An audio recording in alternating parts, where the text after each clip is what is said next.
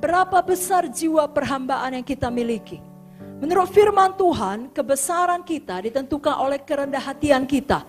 Atau berapa besarnya jiwa perhambaan yang telah dikembangkan dalam hidup kita. Dalam Markus 9 ayat 33 sampai 35, saya bacakan bagian yang terakhir 35. Jika seorang ingin menjadi yang terdahulu, hendaklah ia menjadi yang terakhir dari semuanya dan pelayan dari semuanya.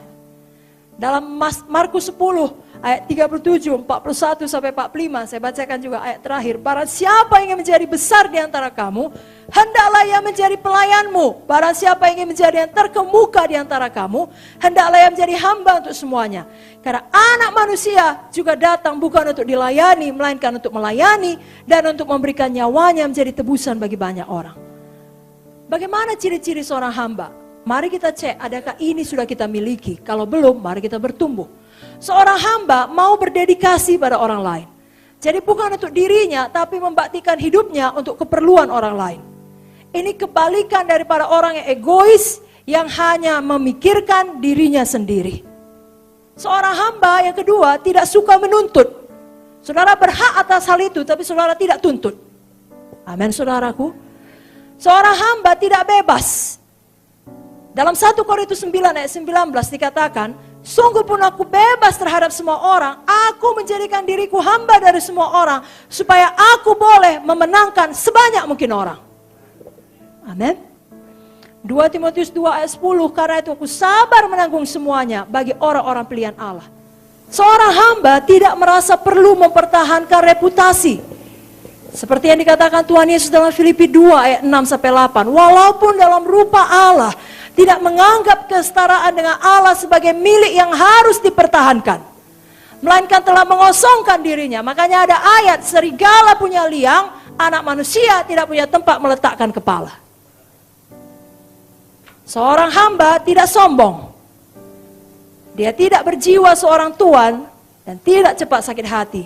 Seorang hamba melakukan lebih daripada yang ditugaskan. Jadi bukan kurang, lebih. Lukas 17 ayat 7-10. Siapa di antara kamu punya seorang hamba yang membaja atau mengembalakan ternak baginya, akan berkata kepada hamba itu setelah ia pulang dari ladang, mari segera makan.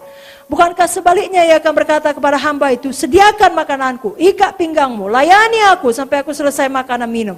Sudah itu baru boleh kau makan dan minum. Adakah kemudian ia berterima kasih kepada hamba itu karena hamba itu telah melakukan yang ditugaskan kepadanya? Tidak. Demikian jugalah kamu.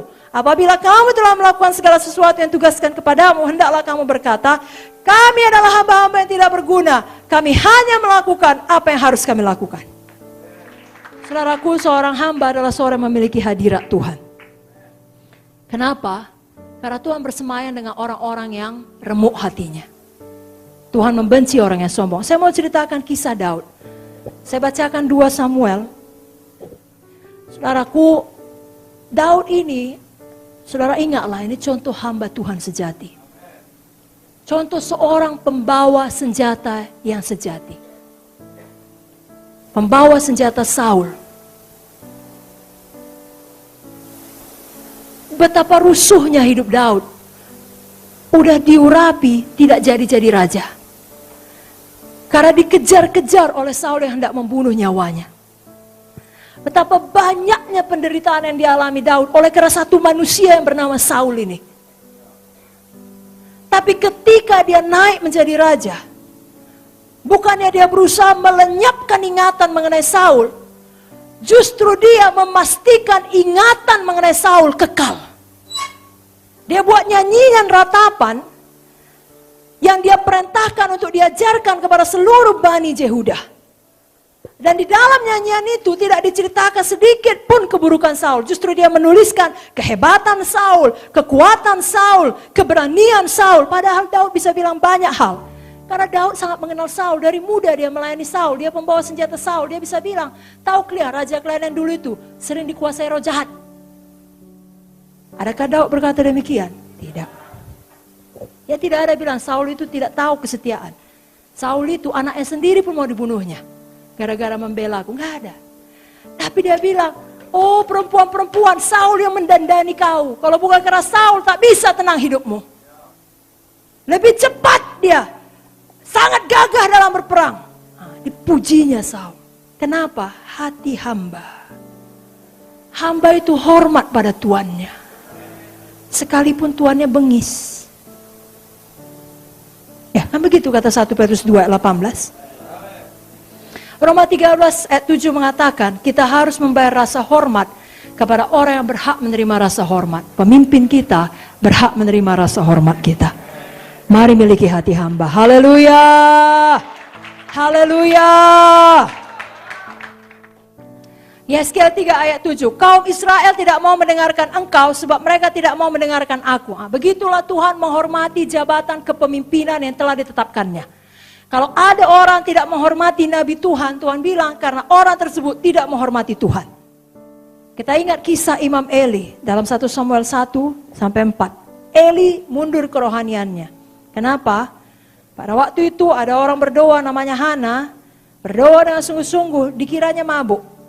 Biasanya kita suka menuduh orang yang kita sendiri selalu lakukan. Kalau kita curiga orang bohong sama kita, sebenarnya kitanya yang suka bohong. Karena kalau kita nggak pernah bohong, kita nggak curiga orang bohong, nggak sampai situ pikiran kita. Jadi di sini kita melihat penting kali kita mempunyai sikap hati yang benar terhadap pemimpin kita. Amin.